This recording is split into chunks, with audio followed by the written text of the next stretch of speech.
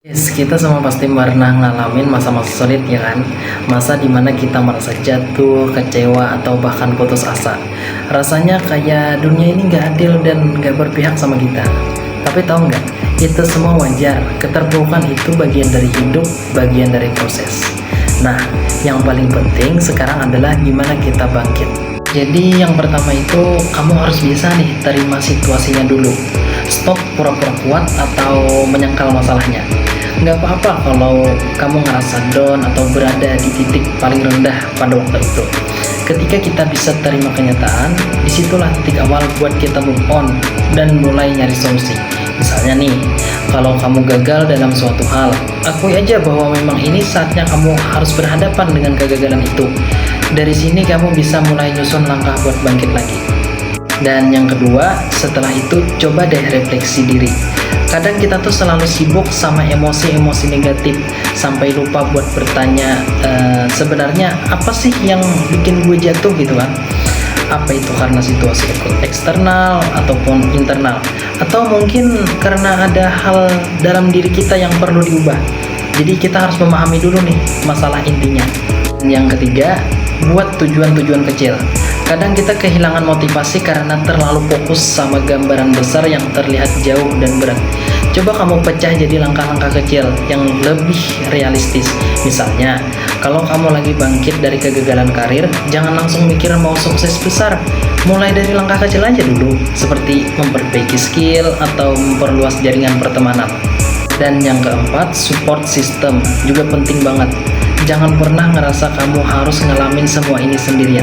Kamu pasti punya teman, keluarga, atau mungkin mentor yang bisa bantu ngasih perspektif baru. Percaya deh, cerita sama orang lain itu bisa ngebantu banget buat meredakan beban yang kamu rasain. Yang kelima, jangan lupa buat jaga kesehatan fisik.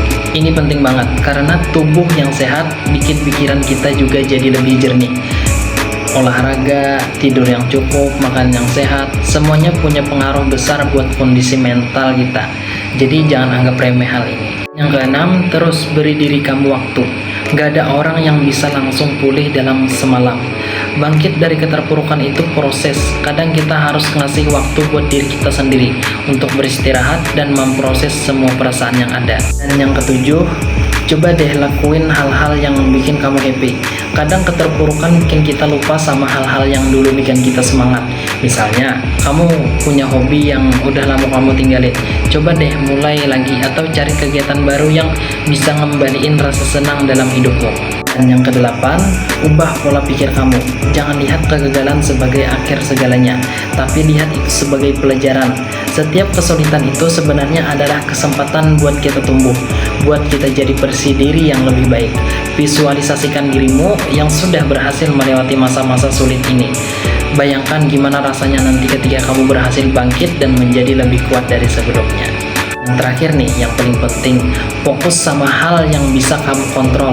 Kadang keterpurukan datang dari hal-hal yang gak bisa kita kendalikan, dan kita sibuk ngeluh atau marah soal itu. Tapi coba sekarang kamu ubah fokusmu ke hal-hal yang bisa kamu kendalikan, seperti kamu merespon masalah, gimana kamu milih langkah berikutnya, itu yang lebih penting.